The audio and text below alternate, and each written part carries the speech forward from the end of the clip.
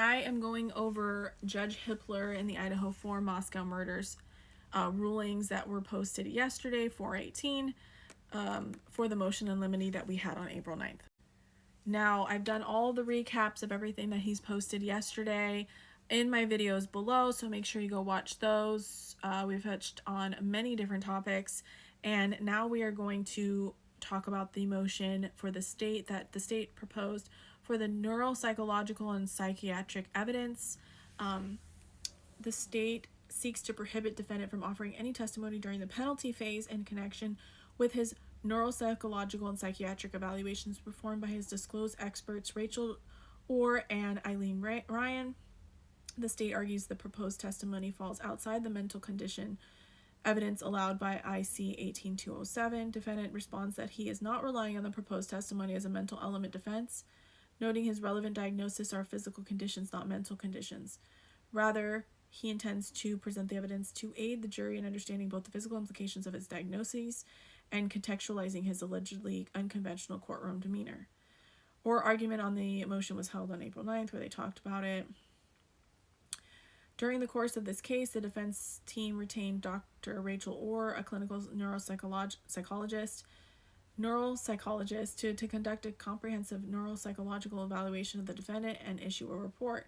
She ultimately diagnosed defendant with autism spectrum disorder level 1 without accompanying intellectual or language impairment, and obsessive compulsive disorder, OCD, among others. According to Dr. Orr, ASD is a complex, heterogeneous neurodevelopmental disorder rooted in brain differences and characterized by social and behavioral features. It causes deficits in which affected individuals perceive and react to others and their environment, causing problems in social communication interactions, repetitive behavior, and narrow range of interests. There's a wide range of autism symptoms and severity. Deficits can include a restricted range of affect, atypical eye contact, displaying facial expressions or movements that do not match what is being said, failure to consider social cues, having trouble with speech reciprocity, and repetitive behaviors.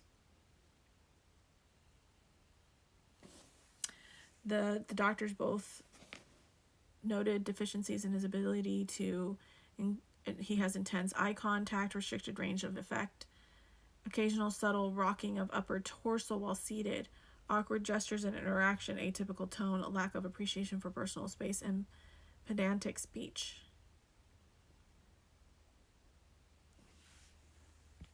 Dr. Orr also observed the defendant demonstrated typical social behaviors such as fairly consistent, though intense, eye contact, polite demeanor, and social conventions like shaking hands upon greeting.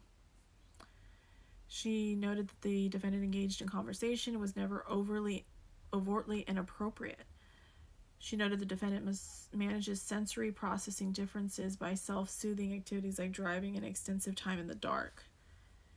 Defendant's OCD is manifested through compulsive cleaning behaviors and taking precautions to avoid contamination, sickness, or germs. Hence why he was probably cleaning his car when he got home. He excessively washes his hands and reported uses gloves during basic everyday tasks. He does not carry a current diagnosis of DCD.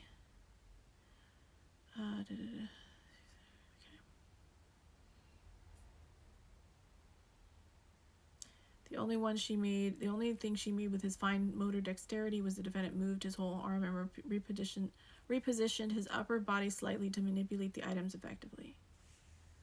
In her cognitive profile, she stated the defendant's visual motor skills were relatively weak in the context of overall profile, particularly when precision or dexterity were involved, consistent with history of fine motor deficits.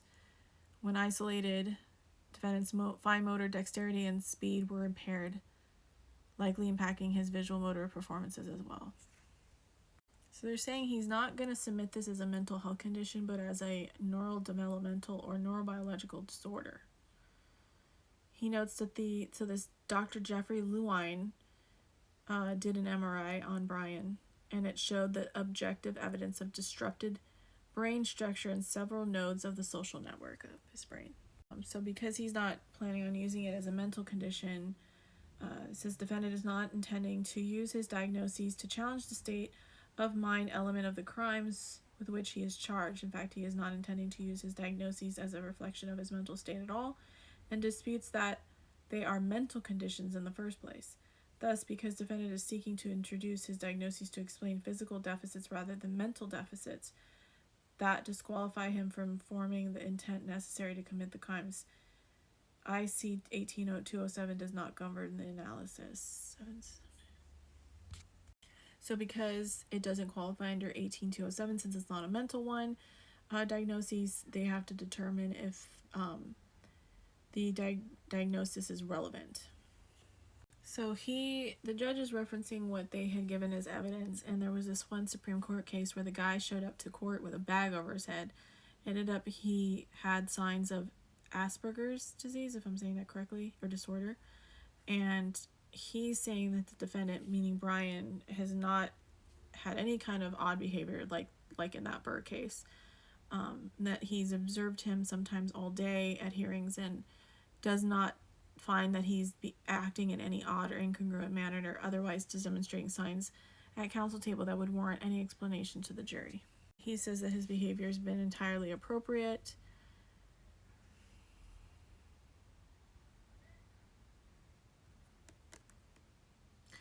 In addition, unlike in the Burr case, the state has indicated it will not present any evidence from witnesses about defendant's allegedly odd behavior.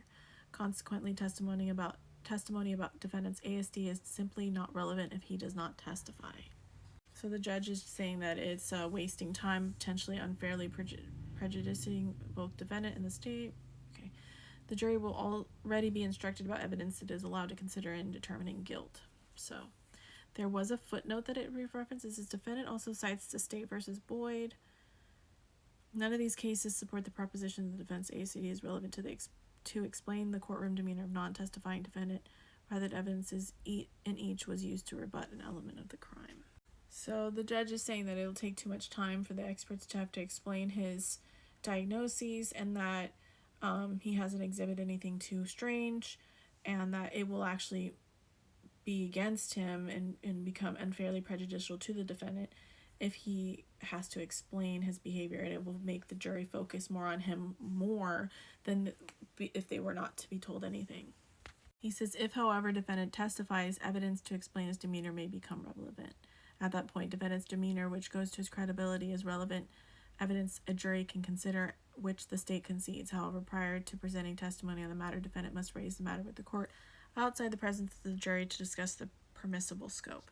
So the court is going to reserve the ruling on admissibility of OCD evidence, because if the state starts to allude that Brian had those tendencies, and if the state elicits testimony at trial related to these facts in order to support elements of the crimes, evidence of these manifestations will be proper rebuttal for that. So then he touches upon the dexterity issue, and that if the defendant tries to argue that evidence that he has fine motor dexterity and visual motor function caused by the DCD, he believes that he is improperly stretching the bounds of his expert's opinion, that he was not diagnosed with DCD, and so therefore that's the dexterity not being able to have the speed and dexterity to commit the crime. That's basically what they would argue. However, the judge says that it's not a diagnosis from which the defendant currently suffers. So he said that Dr. Orr could testify about her observations about his weak fine motor dexterity and visual motor skills, but without any opinion tying this evidence to his ability to commit the crime.